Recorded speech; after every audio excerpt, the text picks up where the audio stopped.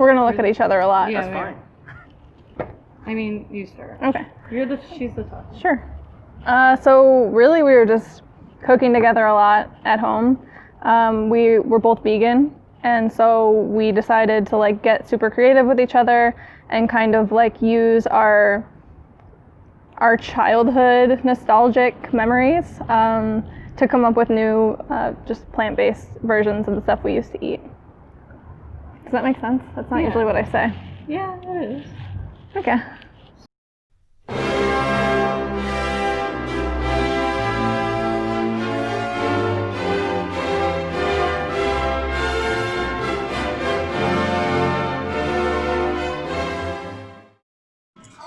Paletta. And I'm Megan Shaw. And this is Street Beet.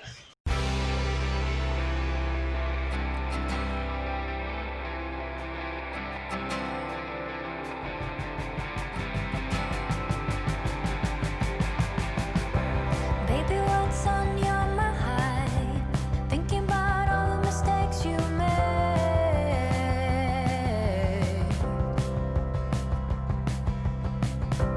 Oh, it used to be so easy.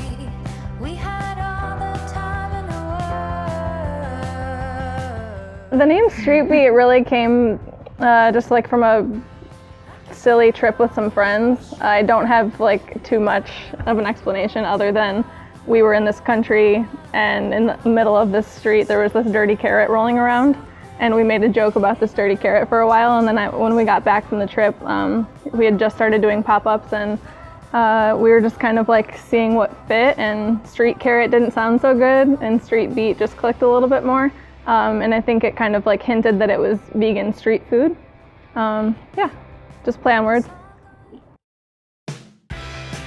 So we were like, okay, we both love Taco Bell. That was like our first really shared guilty pleasure. And when we would go to Taco Bell, like most vegetarians and vegans, we would have to like, you know, sub rice and beans and all of this relatively boring stuff for what the meat and cheese would be. So we decided to like take it into our own hands and make our own walnut chorizo, our own like, cashew nacho cheese, and so on, to kind of like get that same feeling as when we used to eat the meat and cheese. Neither of us have like any official training like that. Nobody went to school or anything. I think Megan has a little bit more of a culinary background than I did.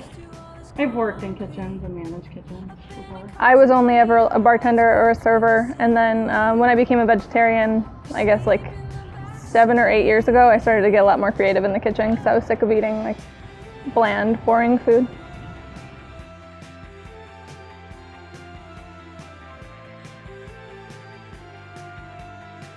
We started doing pop-ups in March of 2018. We got a little bit more serious about it in June of that year. And then I guess it's been about a year that we've been stationed in this spot kind of regularly. I think everything's more consistent. It's a lot easier on us. We don't have to lug around a bunch of stuff, pack up anymore. We can just kind of clean up and go home. So I think the biggest thing is less stress on our end. Yeah, when in the beginning we were popping up at venues all over the city, and a lot of times we'd have to bring all of our own equipment. We were in the beginning prepping food out of our home kitchens and then renting out other spaces, so it was a lot of like packing up a whole car, playing Tetris with everything, hoping it wouldn't spill, getting to the venue, hoping that they had enough power to operate all of our equipment, hoping that we wouldn't like run out of power mid-service. We ran through like so many hiccups and uncertainty during those times, and now it feels like we have our own restaurant space more or less. So we're able to serve more people too. Yeah. Consistently. So.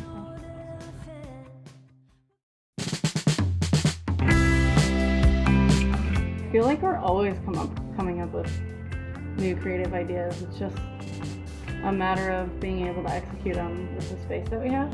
Yeah, I think it's pretty easy to get creative because there's so much food out there that hasn't been made vegan yet, or that we haven't quite tapped into. There's always a new challenge. Like, we stay hungry. We stay hungry. Some comments and positive feedback that we've gotten from being in this space permanently is I'd say people are happy with how quickly they can get their food now because we are open all the time and we have extended hours. We have a larger staff, larger space. We have this huge patio now here at 3rd Street. They expanded their whole parking lot into this patio space that we're in. and it's beautiful. It's super spacious. There's multiple bars, so there's just like a lot of flexibility, a lot of space, so you can like easily social distance here.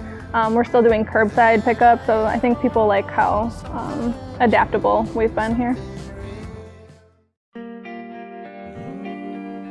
When COVID first hit, we shut down for a little bit because we just weren't sure. We were scared. We were scared. 3 months, I think we were closed. But I think after we reopened, what? June 2nd. Yeah. So it's been mid-March. About 2 months that we've been reopened. COVID has certainly impacted our business here. I'd say we're serving probably 70% of the people that we were serving before, which isn't terrible. We're doing a lot of curbside carryout now. That's primarily what we were doing up until the bar reopened that we're in. So you can order online, you can order over the phone, you can do walk-up ordering on our patio. We do have like a plexiglass screen so that it's a lot safer and less contact. We also have this spacious patio, as I mentioned before. So nobody's like super close together. I think that there's a lot of room to dine safely if you want. Obviously, we've like upped the ante with all of our sanitation. Our staff has been trained to deal with how to be the most sanitary and safe during these times.